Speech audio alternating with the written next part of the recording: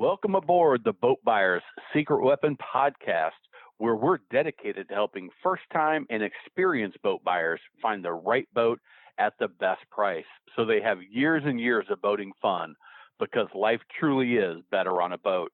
Today's podcast is sponsored by the Boat Buyers Secret Weapon YouTube channel. Don't pay too much for your next boat. Just visit boatbuyerssecretweapon.com/save to watch a short video. Now, let's hop aboard and have some fun. So, today, what are we talking about? Insider secrets to buying a used pontoon or tri-toon. The pontoon and tri-toon market continues to grow, continues to be a huge portion of the overall boat sales on the new and pre-owned side, and pre-owned is oftentimes a great way to go. If you haven't listened to the new versus pre-owned podcast, you might want to go check that out.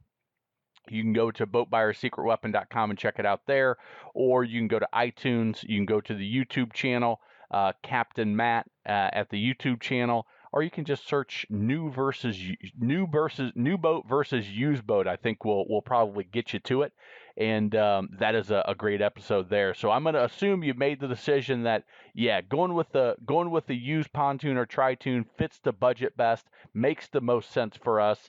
So we're going to start, as we always do, with the decisions, the questions that you need to ask yourself. And the first question is, hey, should we get a pontoon or should we get a tri-toon? And you may wonder yourself, well, what exactly is the difference? So we're going to start real basic here. And you can see in the top images, the tri-toons, 3 toons.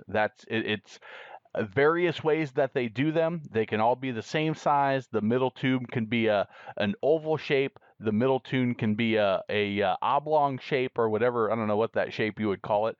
But those, all 3 on the top in the blue, are what we would call a tri-toon or a triple tube or tri-tube pontoon. Whatever term you want to use, it just means that there's 3 toons versus a traditional pontoon at the bottom, which would be considered a pontoon. So a pontoon has 2 of the center tube, or 2 of the tubes supporting it and giving it the flotation. Now, advantages and disadvantages. Well, with the tri-toon, you have a third more flotation, or even more depending on the style of that middle tube. So it gives you additional flotation, which gets you higher up in the water. It also allows you more structural support because you've got basically another beam down the entire center of the boat versus the pontoon. So you get additional buoyancy, additional lift out of the water. It gives you additional stability. It also gives you some additional maneuvering ability. Because of that extra toon, it gives you additional maneuverability, making sharper turns, getting around back to a skier or down somebody on a tube or a wakeboard. So there's advantages to the tri-toon in the maneuverability department. But the major one I want you to think about is, if you're looking to put a lot of weight on the boat, so you're going to be out with 8 to 10 people consistently and you still want some speed, then a tri-toon is a great way to go. If you are out in the water and you're on a rough body of water, the Lake of the Ozarks, you boat on the coast and you're in the intercoastal waterway with some bigger vessels, you're on the Great Lakes or just a larger Lake Havasu, a larger body of water, the tri-toon is the way I would start leaning. If you're on a smaller body water, if you boat on the weekdays and you don't want to go out there when it's real rough, you're not going to put a ton of weight on the boat. You're not really concerned about going extra fast. Going 20, 25 miles an hour is plenty fast for you. Then the pontoon with the 2 toons is going to save you some money, and it's going to be an adequate boat for your needs. So the other advantage to the pontoon, the additional buoyancy, the additional structural support, you can actually put a larger horsepower engine on a Tritoon because of that extra structural support. They're rated for higher horsepower, and I'm going to go into horsepower and what recommendations that I'll give you there, where it makes sense to go to the Tritoon and where it makes sense to stay at the pontoon. So that is one of the first choices: is do I want to search for a used pontoon or a used Tritoon? The next is, do I want to stern drive or do I want an outboard? Now, these days, a majority of the pontoons are outboards. The one on the right, that black one, you've got the outboard Mercury hanging off the back. You can see that big engine is just hanging off the full back of the boat. The one on the left is called a stern drive, where a portion of the engine is actually inside the boat, and you've got the lower unit sticking out the back with the prop on the back. Now, advantages to that stern drive layout is you have easy access to the water. That motor's tucked up behind or even under the boat, the way they typically will design it, and you've got easy access to the water for the back of the boat. Now, my personal recommendation is stay away from a stern drive pontoon. They can be very difficult to work on because of the way they build them.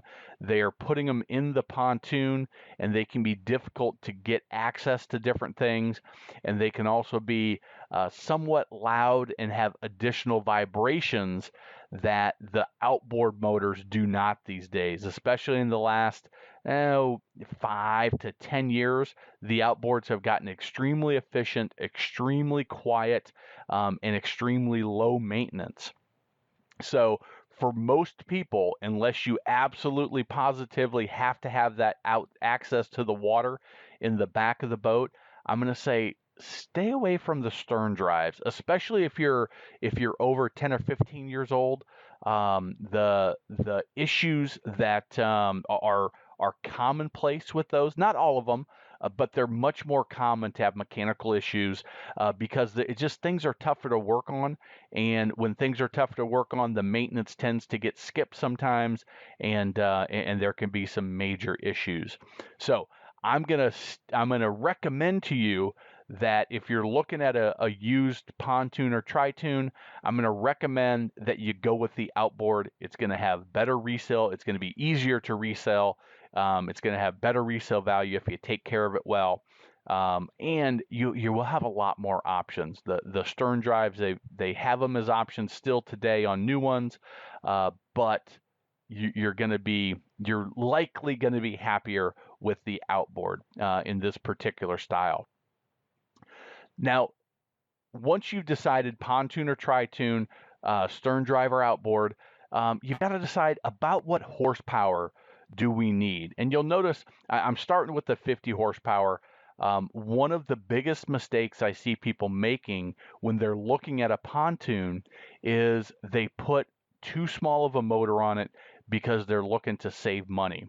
Now, what I want you to understand is what activities you can do with different horsepowers. Now, I'm going to assume that you're a 22 to 24 foot boat on these, maybe a 25 or 27 as we get into the bigger horsepowers. But at 50, a 20, 22, 24 foot boat with a 50 horsepower is going to go slow. It's going to be great for slow cruising.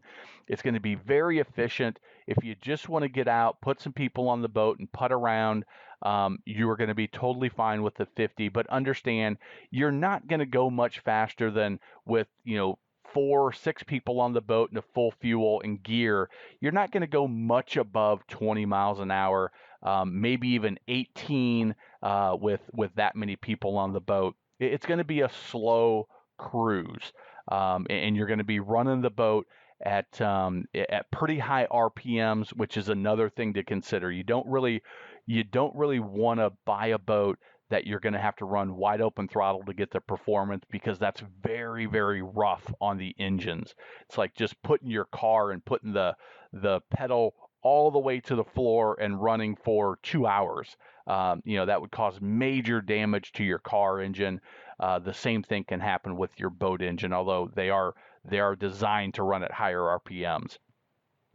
So if you want to maybe do some water sports with the kids, do some tubing, maybe a little bit of skiing with little kids, a 90 horsepower would be the next step up. Now you'll notice I don't go through 50, 60, 70, 75 like Mercury, Yamaha, Suzuki. All the outboard manufacturers will have some different breaks in the middle.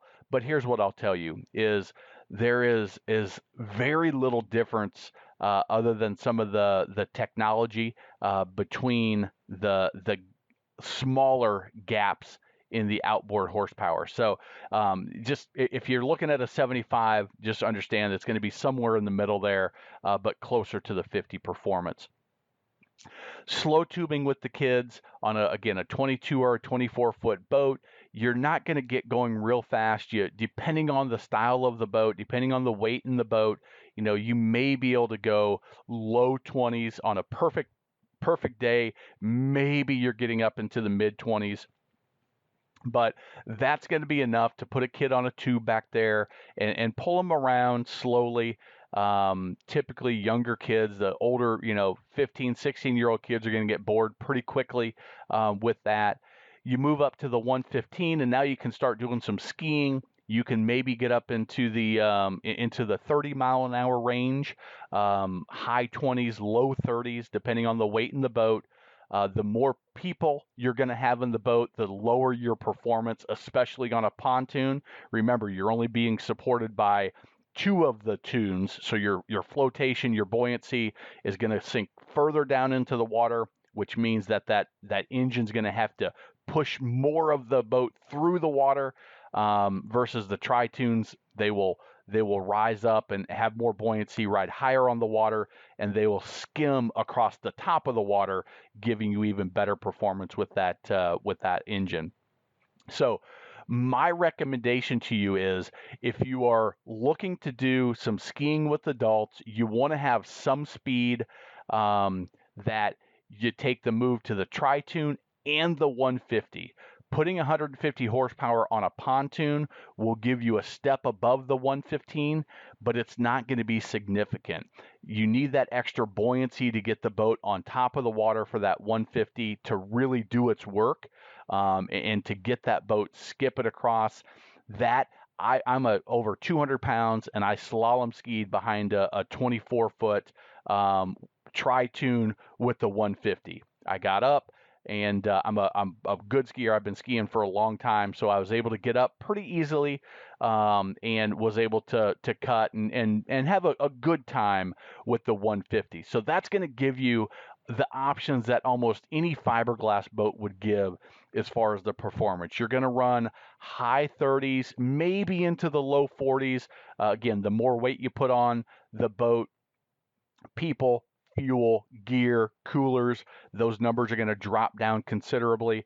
But I skied. I think there were 5 people on the boat, and at 200 plus pounds, I slalom skied on one. So the next step up is around a 225 or a 250 horsepower. That's going to give you the speed to go almost 50 miles an hour on a 24, 25, 26-foot boat. You're going to be in the high 40s for sure, depending on the other options you have on the boat, maybe into the 50-mile-an-hour range on a perfect day with only 2 people on the boat. But hey, we're going to load it up with 8 to 10 people, and we still want to do some water sports. We still want to get some speed. We want to be a fast boat.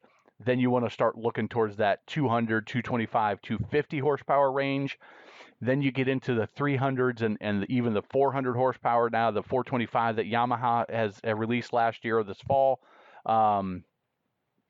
That's going to be as fast as any other boat on the water or faster, okay? So that's going to give you, hey, I need to be fast. Then you need to start looking into the 300 horsepower range, and then you move to some of the twin engine options that you're not going to find many of these on the used boat market, but you go that direction because it looks badass. You want to go that direction because of the looks of the turning heads of the, wow, that's got twins on a pontoon. That's where you're going to look on the horsepower. But I think that breakdown makes it real easy for you to start zeroing in. Maybe a 90 to a 115 is where you want to look. Or maybe you say, you know what? we do need to go to the 115, and that's where we're going to be happiest. Or here's the reason I'm doing these videos is because I don't want you to buy a pontoon with the 115 and then wish you would have spent the extra $3,000 or $4,000 or $5,000 to get the 150 Tritoon and have that big gap in performance, or buy the 50 and you wish you would have got the 90, because there are some drastic differences in the way the boat will perform, the things that you can do on them, and this gives you just a generic, not to any specific brand. Be careful of salespeople telling you that, oh, a 50 horsepower, you can go 30 miles an hour. Well, it's just not possible. So I want you to have the real information, so that you can make the decision before you start shopping and before you fall in love with the boat or find a great deal, and you know that, hey, this is the right boat first. We'll worry about the great deal. I want you to ask the right negotiation questions and buy it for the best price you can possibly get at boatbuyerssecretweapon.com. You can get that to save hundreds, thousands, and likely, for some of you, tens of thousands of dollars. But getting the right boat first is key. So let's look next. The next choice you need to make is the layout. Hey, there's a bunch of different layouts. It's as I record this, boat show season is going on. I've talked to people in the industry at 200 different pontoons at a boat show with dozens of different types of layouts. But I want to break it down into just the basics to get you thinking about, hey, how are we going to use the boat and what layout should we start zeroing in on? So you've got your fishing setups that have either 2 or 4 fishing seats in the front and or in the back of the boat, depending on the exact layout. But if fishing is 70-80% of what you're going to do, then lean towards that fishing setup. If you do a lot of entertaining, there's some bar options or some entertaining options that are pretty cool out there. If you go to the sandbar, you go anchor out to Party Cove, or you just sit in the dock and you entertain at the marina or at your home on the lake. The bar entertainment setup could be a great fit for you. You can start searching specifically for those. If you have some people that are sun worshipers, you like to lounge, you want to go anchor out and get some sun, you want to kick back and relax, the loungers for sunning and seating. They've got some great options with big, huge lounges in the back. They've got other options that have 4 loungers, 2 in the front, 2 in the back. Some of them are called center walkthroughs that have that type of setup. That could be great. And then you have your traditional L-shape seating with the couches, the L-shape in the back, that little L-shaped couch in the back, 2 couches up front, and then you've got your driver's helm station with a seat there. That's the traditional pontoon. You can find those everywhere. Every manufacturer has made those in the last 5 to 10 years. You started to see the loungers and the entertaining areas coming up, and the fishing pontoons have been out there for a long time as well. So depending on what your budget is, some of these may be available for you. Some of them may not, or be harder to come by. But just think about how you're going to use it and what layout of the boat is going to make the most sense for you, and that's going to help your search. Okay. The next thing is, once you've found the right boat, and I don't have this in a slide, but I want to mention this. As you're looking for your boat, I've had my brother one time drove halfway across the country to buy a used boat. He went from the Midwest out to the East Coast and found a great boat online, made the offer, pulled their boat out to the East Coast and hauled their new boat back, and they had a great experience. It was a boat that he kept for probably 7 or 8 years, and had just a great experience with that boat before he moved up to his next one. But I want you to consider the expense of hauling a boat back home with you, the drive out there, the haul back, the fuel that you're gonna pay for, hotels, the overnighting, just that overall expense. And just make sure that you're not doing it to save $500 or $700, that there's substantial savings, or it is the absolute perfect boat for you that you can't find anywhere local. because I want you to include that in the cost of buying the boat that trip. Although from my brother and my cousin that made that trip, they had a great story, and that was part of what they enjoyed about it. So we're going to assume that you found the right boat. You've been online, you've been to the dealer's website, you found it on Boat Trader from a private seller. There was a broker that had it on consignment or brokerage, and you've got the right boat.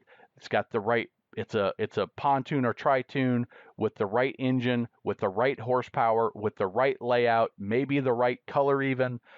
Couple things that I want you to make sure that you check out. The first is the floor sturdy. Pontoons are made with plywood. They're typically marine grade plywood and very durable, and most of them have a lifetime warranty in the last 5 to 10 years. But sometimes you'll have a cheaper manufacturer, or there's some defect, or there's something that happened. It was poorly taken care of. The cover was never put on. It was left outside, and you can see that there's soft spots in the floor. So what I want you to do is when you're on the boat, I want you to just make sure that you kind of bounce up and down on different portions of the boat, and even if if the floor is exposed under the seating, I want you to kind of put some pressure in there and just make sure that everything is sturdy and solid, that you don't have any rot under the carpet, under the flooring that you don't see. I want to make sure that you don't buy something that seems like a great deal, but there is a major issue under that floor that, just being a little bit slower and more methodical in your inspection, you would have found it. So, just kind of bounce up and down, use your body weight, and if you feel any sags, if you feel something that feels soft, then do a little more digging.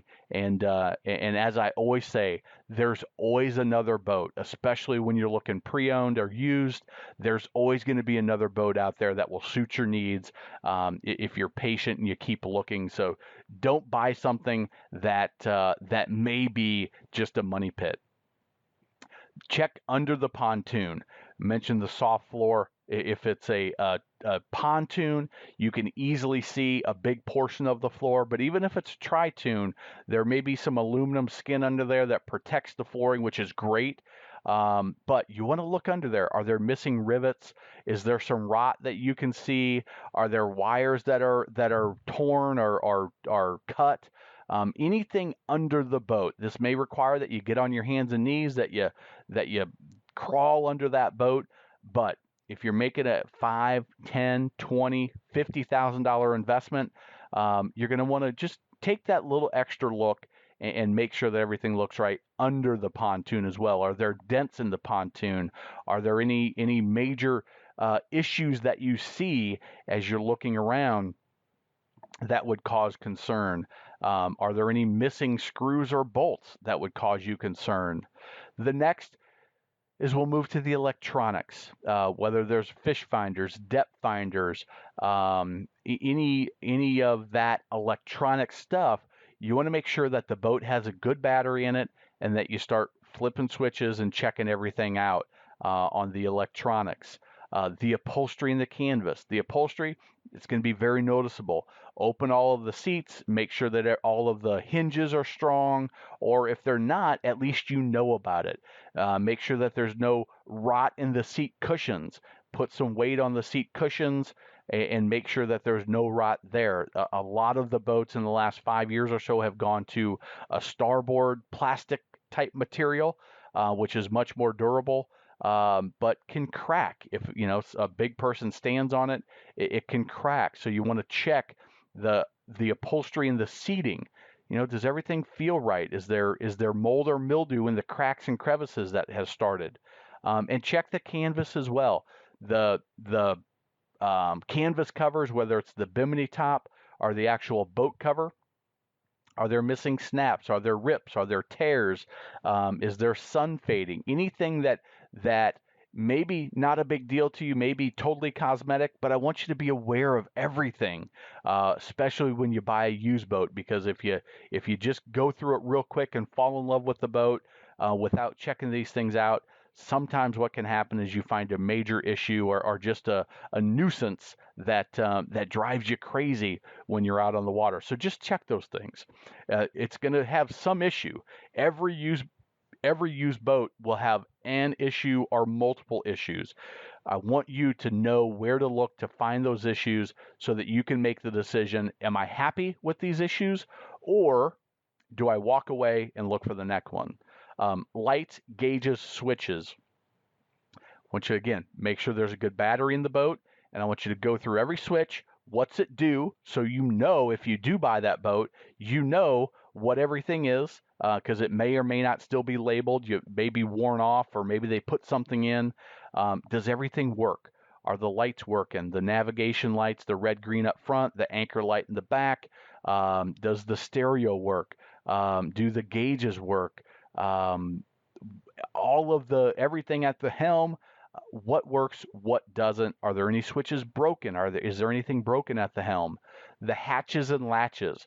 Go through every compartment and just make sure, hey, it works. That we have the key to unlock it. If there's a key, is there anything that's not matching up? That when you open it up, the hinges are broken and it falls off. That's okay, but I want you to know about it. Wiring and corrosion. Now, this is important on a pontoon. I want you to look at the battery. Want you to see, is there major corrosion on the battery? Are the wires looking good? Does it look like the owner or a previous owner has added something and there's, it's a rat's nest of wires leading up to the battery?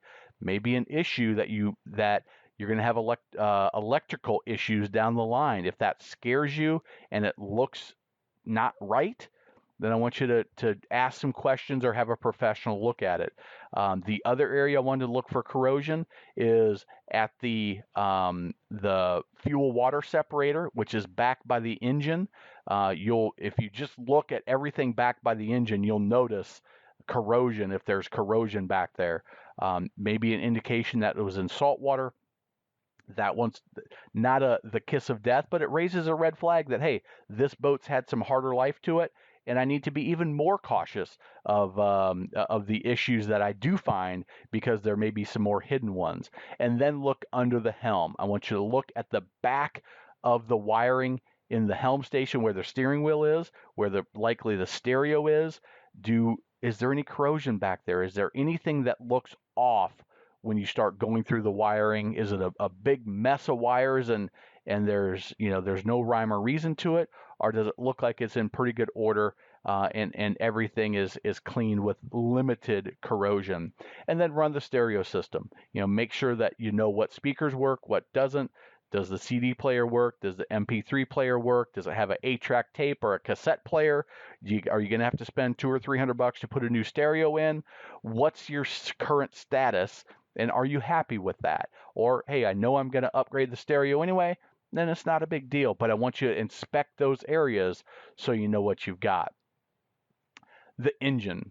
When you're buying a pontoon or a Tritoon, on the new side especially, the boat is about 50% of the cost. The engine is about 50% of the cost. That as a ballpark statement.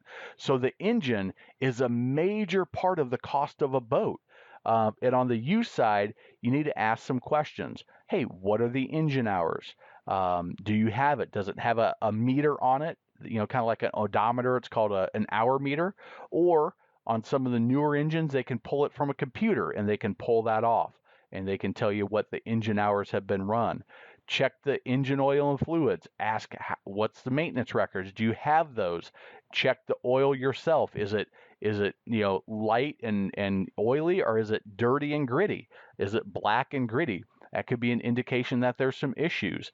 Have they changed the fluids? Have they changed the impeller?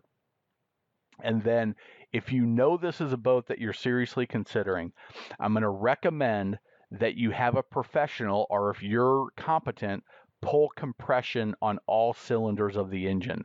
What that means is they can put a little gauge on each cylinder of the engine, and they can see, is it firing as strong as it did when it was new? And they'll have the specs of every engine, and they'll know it should be 120 pounds of compression in each cylinder, 180 pounds of compression, whatever it is for that boat. Is it in the right range? And if it's not, I'm going to recommend that you walk away from that boat because it's likely going to have a major expense coming up for you, and the owner may not even know. I've had situations where owners didn't even know that there was low compression on a cylinder until they went to sell it, and the buyer had the compression pulled on it, which will cost you maybe an hour of labor, so 120, 150 bucks. But again, when you're making that purchase, it's money well spent. A lot of times when you do that compression, they'll hook it up to the computer if it's a newer engine, and they can pull the engine hours as well as the RPM history. So they can say it ran this many hours in this RPM range, this many hours in this RPM range, this many hours in this RPM range, and you can see, did they leave it sitting idling for a bunch of hours, or were they running the boat, or were they running it wide open throttle and they were going as fast as they could the whole time and putting a lot of stress on the engine. And that's something that if you're buying a more expensive boat, I would recommend you may even ask a mechanic to do that part as well. And then the prop condition. Is the prop in good shape? Does it have dings? Is it the right size prop for that engine? And that's something, again, you can ask a professional to match those up and see if you have the right prop for the right type of boat, the right way you're going to use it, and the horsepower and the type of engine you have. All of those things should be done before you write that check. And that should lead you to the test drive. Maybe you do it at the same time, maybe you do it at a different time. But when you do these inspections and then you continue the inspection on the test drive, it'll ensure that you're making a smart decision. So the first thing I would say is when you get to the test drive, try to do a cold start. A cold start is you're the first one that started that engine that day. So they didn't have a chance to start it up and get all the cobwebs out and get it fired up so that the next time it starts real easy. You want to know, does it just crank up the way it should? If you can't do it, sometimes it's not possible because they had to drive the boat to you or whatever. But if you can, ask to do a cold start. Listen to it at idle while the boat's just sitting there idling. Does it sound right? Does it sound smooth? Does it sound rough? Does it sound the way an engine should sound? Now, a two-stroke is going to sound different than a four-stroke. A Yamaha is going to sound different than a Mercury. A Mercury is going to sound different than a Suzuki. An Evinrude is going to sound different. A Johnson's going to sound different. But you want to listen to it, and does it sound right? Does it sound good? You can even go online and find these sounds of these different engines running, and you'll get a sense for it.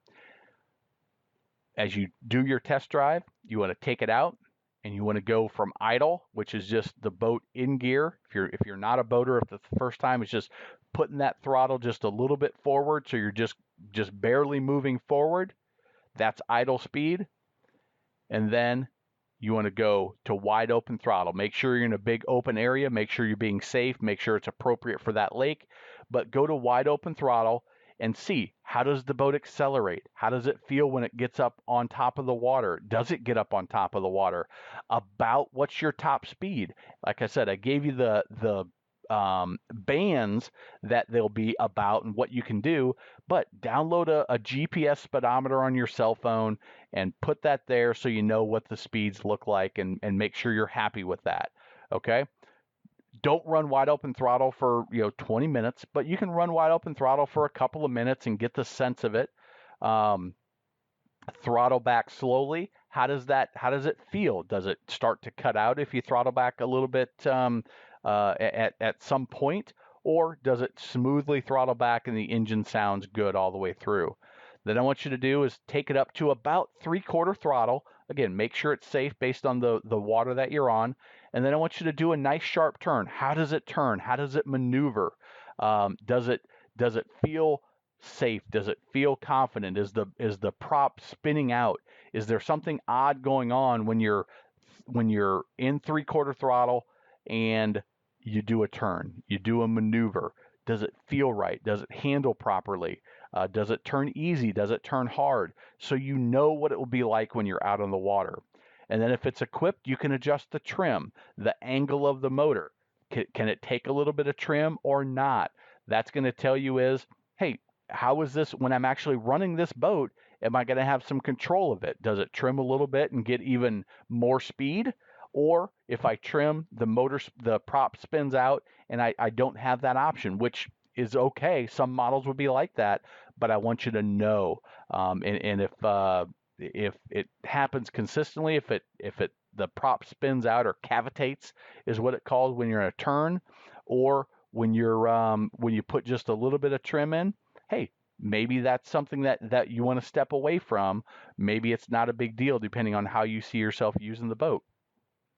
Then in the middle of the water, I want you to go in gear, out of gear, into reverse, into neutral, into forward, into neutral, into forward. Does it shift smoothly? Does the shift move easily? Does it sound smooth in the engine, or is it jerking, or is it doing anything out of the ordinary? Now, if you're a first time boater, what I want you to do is watch some videos, maybe go to the water and listen to some other engines, listen to people doing it with theirs and see how it should sound and how it should feel. But doing that is just it'll throw up an indication if there's an issue. Now you don't want to go in and out of gear at wide open throttle and pull it all the way back. You want to go easy with it, but you do want to go back and forth through forward, neutral, reverse, neutral, forward. And then also look for water spitting out of the engine. You can see that red arrow on the image, that little stream of engine spitting out. That tells you that the impeller is working properly. If there's a low flow, it's not streaming out with some decent force. When you're going, it may not have a ton of force if you're just sitting at idle at the dock. But when you're going, check it out. Make sure that it's peeing with a good stream of force. If not, maybe an indicator that there's an impeller that needs to be changed, and I want you to know about that as well. Okay. A great inspection that is often missed is inspecting the trailer. Um, a great time to do it is when the boat's in the water for the sea trial or for the demo or for the test drive. You want to take a look at the trailer. Check that winch stand and the straps. Is the strap solid? Is there rust? Is there corrosion anywhere? Do the lights work? Test it out. Make sure that the lights work properly, that the bunks are in good shape, that there's not rot. If it's got wooden bunks, that there's no rot, that the carpet's good, that there's no big nail sticking out or a screw sticking out, and that the carpet's in good shape. If it's some of the newer kind of hard rubber, that those are all attached properly. Check the axles and the bearings. I heard a story the other day about somebody that drove off the lot they bought from a dealer. They were told everything's good to go. He had a 300-mile drive home, pulled out of it, and 10 minutes into the drive, he hit a curb or something, pulling out of a parking lot, and the axle snapped. Now you're stuck with a new boat on a broken trailer, nothing to do, and your exciting day turned into a terror, turned into a nightmare. So check those things out. Is there rust? Does it look good? Are there some leaks? Are the tires worn? Are they bald? And make sure you spin them around. Don't just look at the tires from the top side, but actually move that trailer back and forth so you can see, is there tread on the tires? Ask when they've been last time they've been changed. Is there dry rot? Are there cracks that you can see on the walls of the tires, inside and on the interior of the trailer and on the outside of the trailer? Double check those things. Trailer tires are $150 or so. If you've got a dual axle trailer, that's several, maybe even $1,000 worth of tires by the time you have them balanced and rotated and all that. And it's easiest to do all this while the boat's off the trailer, because you can actually see everything and determine if it's in good shape. So that's going to get you through the boat. If everything's looking good, start checking out your financing. There's a podcast on this, a video on this as well, that you can check out at boatbuyerssecretweapon.com. But when you're financing a used boat, you can look at your local and national banks. You're going to find that their rates and terms aren't as competitive on used boats. It's a market that unless you find one that specifically specializes in boats, in marine lending, they're probably not going to have a great program for you. Local credit unions. Local credit unions often do have great programs for boats because they lend based on relationships. You may be able to find a no money down opportunity with a longer term and a good low rate. Marine lenders are typically going to ask for 10 to 20% down. Their rates are going to vary based on your credit, obviously, but they are going to ask for a down payment. But they will typically go for a long term, and you can buy a $10,000 or $20,000 boat for 100, 200, 250, 300 a month, depending on your credit. The dealer's lender, if you are buying from a dealer, what I recommend is check with the local credit union, check with an independent marine lender, which you can find one at boatbuyerssecretweapon.com, and check with the dealer's lender if you're buying from a dealer, and pick the one that makes the most sense for what's important to you. And again, if you're financing, you want to learn more, go check out the financing option at Boat Buyer's Secret Weapon. There's a great podcast on that as well. Insurance. Now, I don't know exactly what you're looking at, but $300 to $1,000 a year for most types of pontoons that we're talking about. Now, if you get a twin engine that goes 100 miles an hour, which they're out there, there are pontoons that I think 102 or 112 is the fastest pontoon on record at the Lake of the Ozarks shootout, and I've seen one go 90 some. It's pretty funny watching a pontoon go that fast. But if you're buying a Tritoon with a 225, you're going to be closer to 1,000. If you're getting a 20-foot pontoon with a 50 horse, you're going to be closer to 300 for your boat insurance. So again, if you're interested in insurance, you can go check out that podcast, the video at YouTube or boatbuyerssecretweapon.com, and we go into more detail. But just to give you a ballpark of what that will look like. And finally, to ensure you get the best price, as you know, what we give all this information for free. We do have a special Boat Buyers package that you can get the best negotiation secret to ensure you get the absolute best price when you're buying your next boat. New, used, pontoon, tritoon, doesn't matter, from a dealer, from a private seller.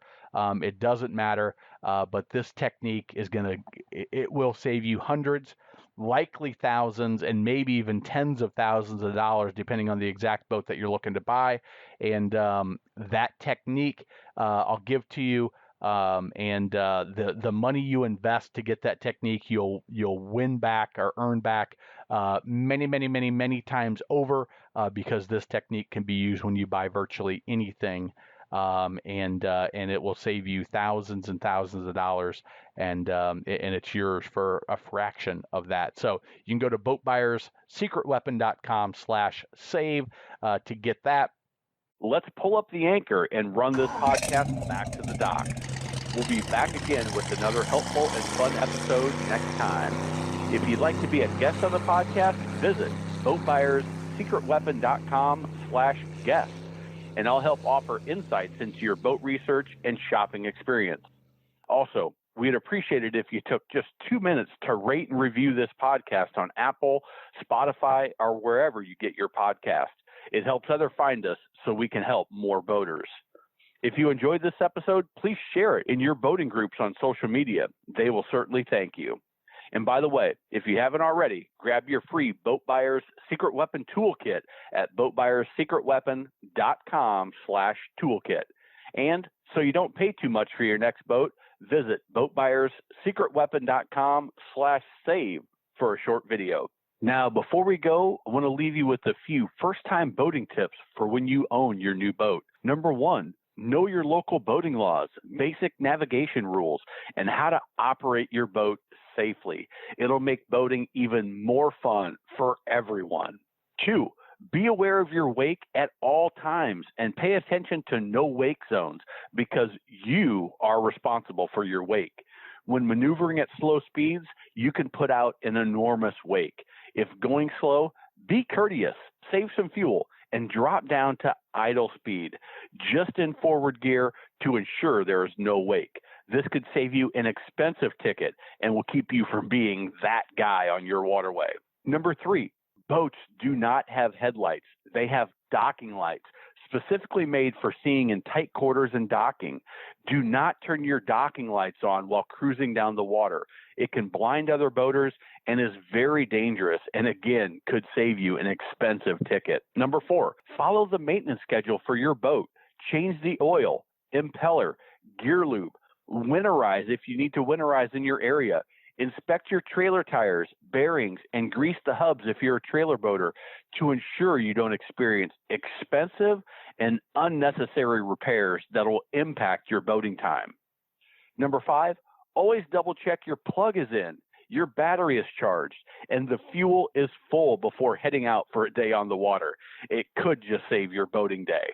And if you're a trailer boater, I've got a few extra tips. Number 1, at the boat ramp, prepare your boat, your gear, and your guests in the staging area. Then, when you're ready, back down the ramp, unload the boat, head to the parking lot, and right back down to your boat to be fast and courteous to your fellow boaters and don't tie up that ramp unnecessarily. Next, use transom tie-down straps when trailing your boat. Very bad things can happen if you don't, and they do happen. 3, check everything in the boat is secure before heading down the road.